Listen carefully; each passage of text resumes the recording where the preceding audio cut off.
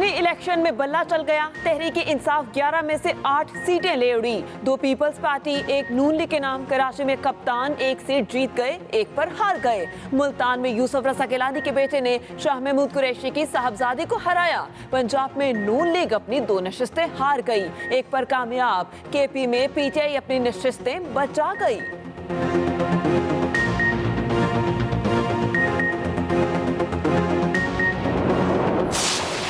قومی اسمبلی کی 8 میں سے 6 سیٹوں پر پی ٹی آئی کی جیت. غیر حتمی غیر سرکاری نتائج آ گئے. عمران خان 7 میں سے 6 سیٹیں لینے میں کامیاب. Noon league, M Q M, J U I اور اے این پی ہاتھ ملتی رہ گئی. پیپلز پارٹی 2 نشستیں لے اڑی.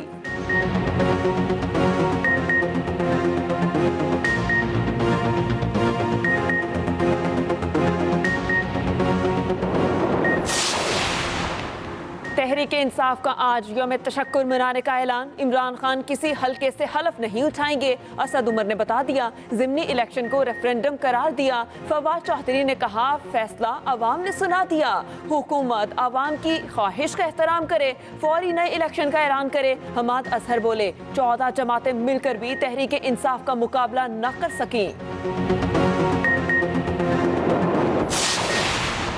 بلاول بھٹو زرداری 2 حلقوں میں جیت پر خوش. کہا ملتان اور کراچی میں تحریک انصاف کو خدا حافظ کہہ دیا. موسیٰ گیلانی اور عبدالحکیم بلوچ نے عمران خان کو شکست دی. یہ وہی سیٹیں تھیں جو 2018 میں چوری کی گئی تھیں.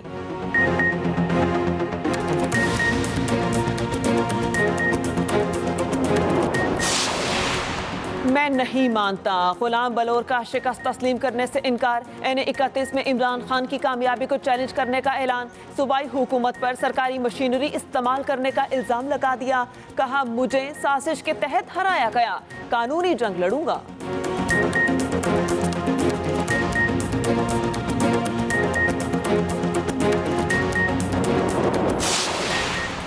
لاہور کے علاقے ڈیفنسی میں موٹر سائیکل سواروں کی فائرنگ. ڈالفن اہلکار شہید. پولیس کے مطابق اہلکار قاسم ڈیوٹی ختم کر کے اپنے گاؤں ڈیرا چال پہنچا تو موٹر سائیکل ملزموں نے فائرنگ کر دی. قاسم کو زخمی حالت میں اسپتال منتقل کیا گیا لیکن راستے میں ہی دم توڑ گئے.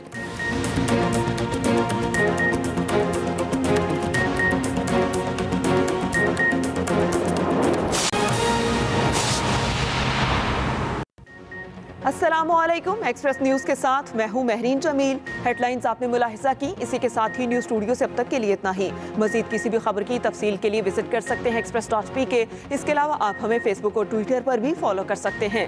دیکھتے رہیں ایکسپریس نیوز اور رکھیے ہر خبر پر نظر. پروگرام کے دوسرے حصے میں آپ کو خوش آمدید کریں گے. امید کرتے ہیں آپ بالکل ٹھیک ٹھاک ہوں گے. دوسرا حصہ ہمارا شروع ہو چکا ہے لیکن اس کے ساتھ ساتھ جی سیگمنٹ اناؤنس کرنے سے پہلے کچھ اچھی خبریں ہم آپ کے ساتھ. کرکٹ کی دنیا میں ہم روز بات کرتے ہیں.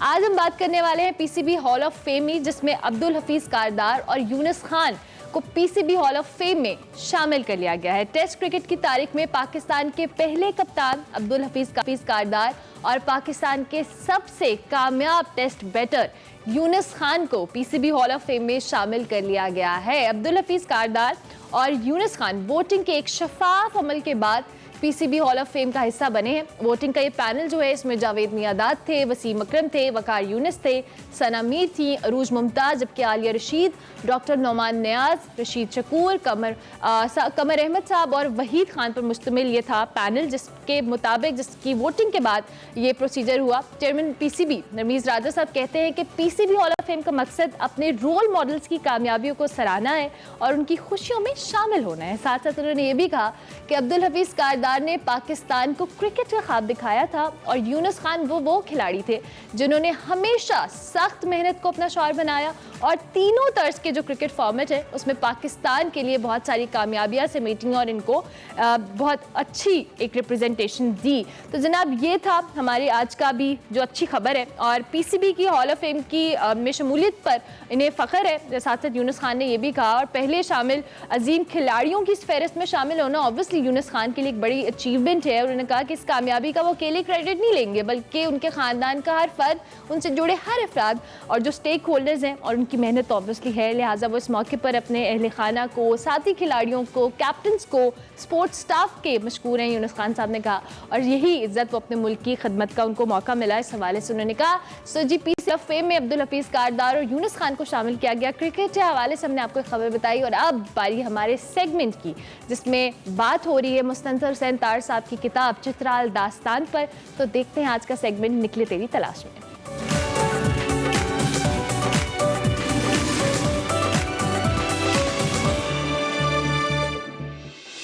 अस्सलाम वालेकुम नाज़रीन, मैं हूं वकार अहमद और आप देख रहे हैं निकले तेरी तलाश में। निकले तेरी तलाश में जो गुफ्तगू का सिलसिला है वो चित्राल दास्तान पर हो रहा है। तार साहब की बहुत ही कमाल किताब, जो कि 80 की दहाई के आखिर में लिखी गई, और बहुत ही खूबसूरत सफ़रनामा है, जो कि गिलगित से स्टार्ट होता है और गिज़र वैली, यासीन और पंडर और शंदूर से होता हुआ मस्तूज, बूनी से होता हुआ चित्राल, और फिर बहुत ही मुफस्सल जिक्र जो है इसमें कलाश का है।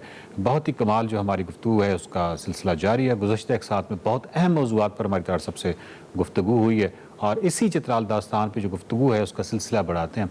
तार साहब, आपने एक बहुत ही खूबसूरत जुमला लिखा है इस चित्राल दास्तान में, और वो ये है कि वादी शिगर के किसी रेस्ट हाउस में अगर कोई चौकीदार किसी गोरे को थोड़ा सा आटा घोल के उसमें खुबानियाँ शामिल कर दे, तो इस मलगूबे को वो फ्रूट कस्टर्ड के तौर पे पेश कर देता है, तो गोरा लोग फ़ौरन उसे हलक से उतारते हुए कहते हैं कि स्ट्रेंज कस्टर्ड।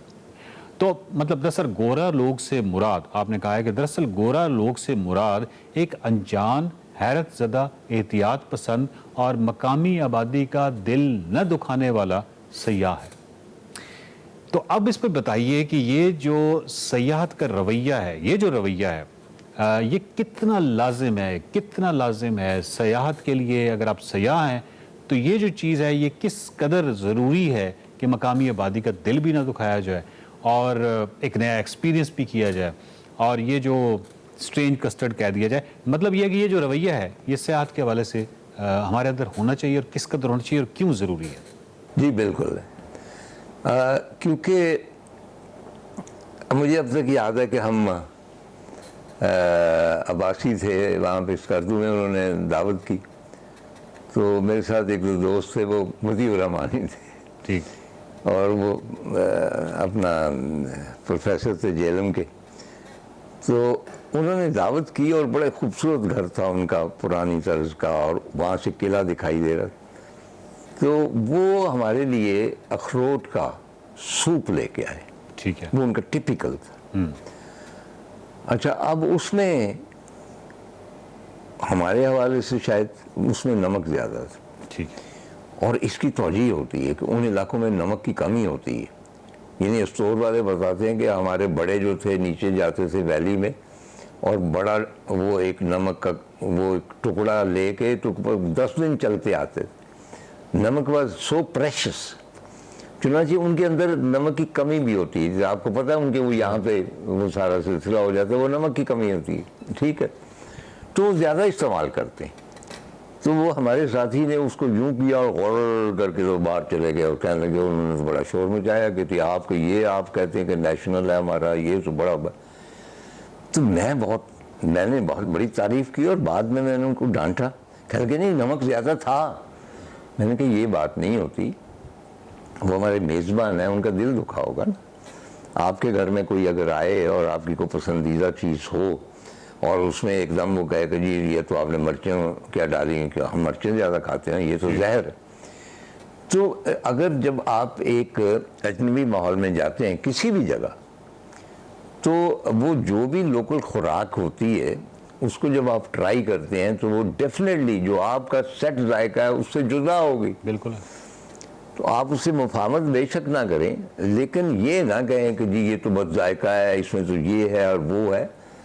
उसमें ज़ाहिर है कि वो ये एक चीज़ ऐसी होती कि वो आपको दूर कर देगी मुकामी लोगों से।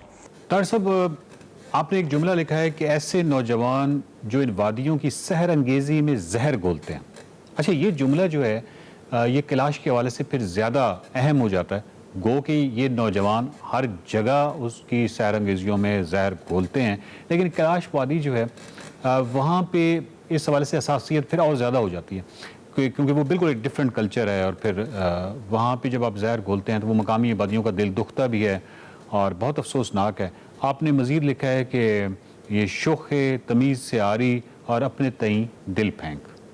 अच्छा, होगा कुछ भी नहीं हमारे ये आपके कहने से, आप एक ज़माना हो गया इन चीज़ों पे लिख रहे हैं, लेकिन उसके बावजूद मेरा ख्याल है कि ये एक अच्छा मौका है अगर आप थोड़ा सा इस पर थोड़ा सा इज़हार ख्याल कर दें कि किस तरीके से हम क्या करें कि जो हमारा नौजवान है, जो कि हम बहुत सारी टूरिस्ट डेस्टिनेशंस पे देखते हैं गुल गपाड़ा करते हुए, इसके अंदर वो चीज़ आ जाए कि कैसे एहतराम करना है मकामी आबादियों का, उनके कल्चर का, उनकी सकाफत का, उस लैंडस्केप का, उस पूरे मज़ार फितरत का, ये चीज़ कैसे आएगी?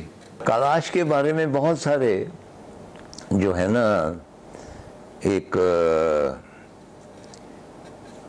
कहानियाँ हैं जी और जो फैंसी पे मबनी कि बहुत आसानी होती है वहाँ इस चीज़ की, ये है वो है, क्योंकि वो ख़वातीन जो हैं वो बहुत डायरेक्ट हैं, वो बात कर सकती हैं, आँख में आँख डाल के मुस्कुरा भी सकती। तो हमारे यहाँ जो लोग बेशतर होते हैं फ्रस्ट्रेटेड और बेसिकली वो समझते नहीं हैं किसी कल्चर को, तो वो वहाँ जाके कुछ ऐसी हरकतें करते हैं जिनसे हमें शर्मिंदगी होती। ऐसा होता नहीं है, कल्चर वो डिफरेंट है। आप उनके देखें कि डिमांड्स क्या हैं, अगर वो कहती हैं कि जब हम अपनी मर्ज़ी से शादी करती हैं और वो करती हैं। और मैंने शायद इसमें भी तज़किरा किया कि मैंने देखा कि भाई वो दो नौजवानों ने तस्वीरें लेने की कोशिश की या कुछ जो भी था, तो कैलाश लड़की आई, उसने पत्थर मारने शुरू कर दिए, वो उनको हलाक कर सकती थी। They are very sort of sensitive about these things. तो कोई भी कल्चर हो, अगर वो आपके कल्चर से मुताबिकत ना रखता हो तो आपको कोई हक नहीं है उसके बारे में फ़ैसला देने का। एन मुमकिन है कि वो बेहतर कल्चर है आपसे और आपका अच्छा नहीं है, तो मतलब है कि डॉक्टर साहब, जिस तरह फेरी मेडोज़ के वाले से आप अमूमन कहते हैं कि आप एक ऐसा से जुर्म का शिकार होते हैं, क्या आपने एक ऐसे वक्त में फेरी मेडोज़ के वाले से बात की जब पाकिस्तान में फेरी मेडोज़ के वाले से बहुत कम शायद वाकफियत होगी, और उसके बाद फेरी मेडोज़ का जो हशर हुआ, तो गो कि आप रिस्पॉन्सिबल तो नहीं हैं, लेकिन फिर भी बहरहाल आप ये समझते हैं कि फेरी मेडोज़ को इस हाल में पहुंचाने के हवाले से शायद इसको एक्सपोज करना जो है वो कोई मुनासिब हरकत नहीं थी, या मुनासिब बात नहीं थी। अच्छा, मेरा सवाल ये है कि जो कैलाश के हवाले से जो आपने ड्रामा लिखा था, वो जो ड्रामा था उसने भी बहुत सारी गलत फहमियाँ पैदा की होंगी, तो आप ये समझते हैं कि कैलाश ड्रामा जो था, यानी आप क्या समझते हैं कि कैलाश ड्रामा किस हद तक हम उसको भी रिस्पॉन्सिबल ठहरा सकते हैं, उसको भी ज़िम्मेदार ठहरा सकते हैं? कैलाश के हवाले से जो हमारे बहुत सारे